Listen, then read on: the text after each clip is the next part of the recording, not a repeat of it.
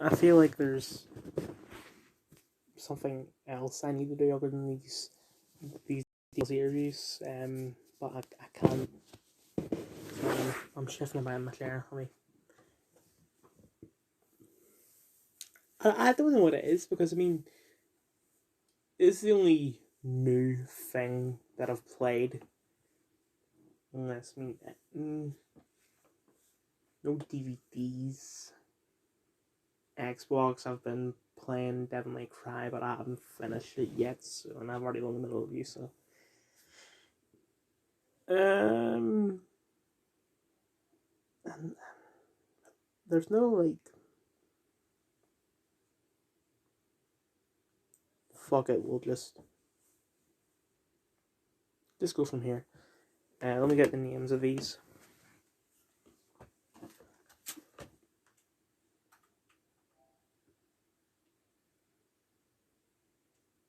This is going to take me a second, but no point in pausing the video.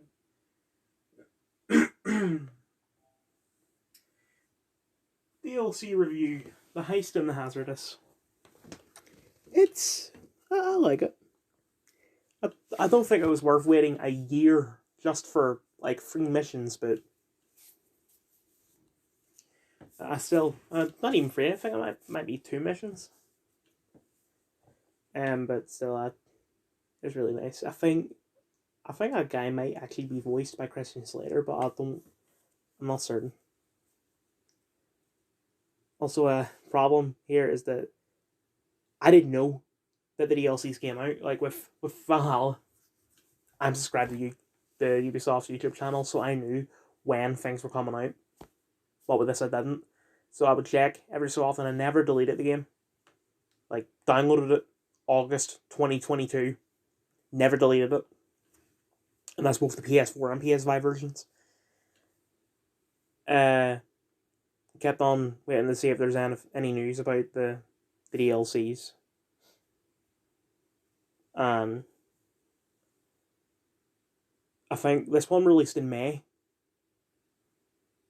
Another released sometime between then and now, and then the last one released in August, like August 1st.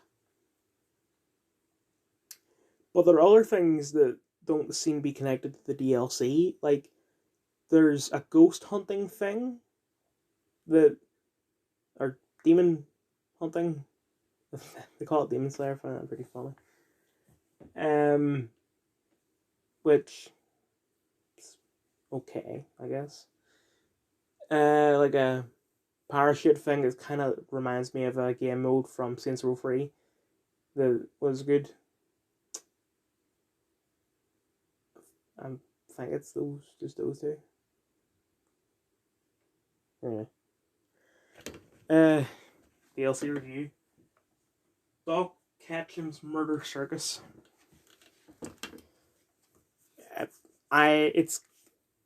This seems to be this game's Niflheim. Like, you got a couple games making their own versions of Niflheim now, so you start off with Niflheim and God of War 4, which fucking sucked, in my opinion. Then Valhalla got on it because Norse, and it was better somewhat, but that's just because AC is piss easy. It's just, it took a long fucking time. I think there might be a couple other things that did it, and now we have Saints Row doing it. Far Cry 6 did it as well, with those free DLCs where you play as Joseph, Vass, and Peckinman. But this one is like, you have these 4 different characters with their own different abilities and guns and stuff like that. And you go to that island in the middle of the map, and it's basically just you have one gun, although you can pick up other guns elsewhere with finite ammo. And there are these 4 sort of like waves that you trigger across the map, and then you'd You just defeat all of them, you level up your character. Once you get to level 8 and you play it again, it'll activate the finale where it's just kill this boss and then that's it. I had to play it quite a few times because, the 4 different finales. But it didn't take anywhere near as long as I thought it would. And it was quite enjoyable. Although, those bottom 2 characters, fuck them. Anyway, DLC review. A Song of Ice and Dust. I loved the Dustmoot arc from the main game. So I'm glad they expanded upon it, especially since that title is a reference to Game of Thrones, the first mission, and the title of the first mission is a reference to Game of Thrones because it's the red wedding, but it's called the blue wedding because the bad guys are blue. And it's just really enjoyable. And it's 5 missions. It's not much, but better than 2. So, unless they add more things, like they did for those they call them events. The demon slaying and the parachute thing, or wingsuit thing. Unless they add more, that's the game completely done. While it wasn't worth waiting a year for all this, overall, the game is one of the most hated, unjustifiably hated things ever. I know you shouldn't really go for games, IMDb isn't really the first thing you should go to, but last I checked, the first 4 games are 7s and 8s. I think Get Out of Hell might be a low or high 6. Agents of Mayhem is a 5, and it does deserve that 5 because Agents of Mayhem fucking sucks. And this game is a 4, which it just does not deserve that at all. Right, so I'm pulling up Agents of Mayhem here. It is a 5.9. I would say that's good. Deserves that. Then followed by Saints Row 5. And actually, the ratings have gone up. They give it a 5 now. 5.0 out of 10. It does not deserve that. So you'll have people who hate it because it's gone left wing. But it's not really lefty. It's, same as most other things. And just fucking critical said that every single mission is the same. It's just different locations, and yeah, there's a couple other games that do that. You got Saints Row 2, Saints Row 3, Saints Row 4, Agents of Mayhem, and Get Out of Hell.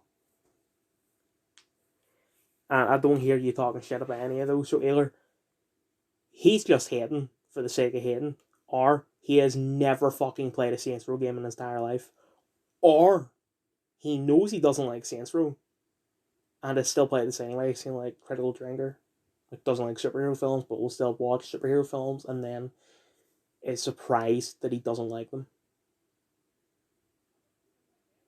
Well, not surprised, but so first game is a 7.5. I don't think it really deserves that because, right, my problem with the first game is that, one, there's no checkpoints in missions, which some of those are tough, especially with how the gameplay and shit. And 2, the fact that you need to play the activities to earn like points, and once you get enough points, you'll get like a what's called a token. Like you unlock the ability to play a campaign mission. So if there's say 30 missions, you have to get 30 points. And that's fucking ridiculous. Saints Row 2 did the same thing, only there's checkpoints now, and the gameplay's got better.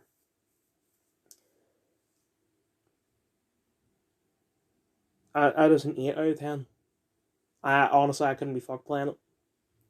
I beat the first game, didn't beat the second game. I didn't really get far. Saints Row 3, 8.1 out of 10. And they no longer require you to play the activities. But I play them all anyway because you actually feel like there's progress to it since they mark it off and shit like that and give you progress and all that. Yeah. Saints Row 4, 7.7 out of 10. That was the first one I played. Fucking love it. I do get why people don't really like it because, you know, we've gone from a parody of GTA to fucking Aliens. And they made Get Out of Hell, which that was their excuse to reboot it. Since I think rebooting the universe is the canon, like, ending. And that reboot was Agents of Mayhem, which that sucked. So they reboot it again and they take the best parts of Saints Row 3 and modernize it. And then, you know, you get Saints Row 5. But people hate it. And it's just a shame. And I feel like the people who hate it, like, most if not all of them, just don't get Saints Row. Hell, they might even think this is the very first Saints Row. That this isn't, you know, a reboot or anything. Anyway, I've rambled long enough. This should have been like a 4-minute video at most.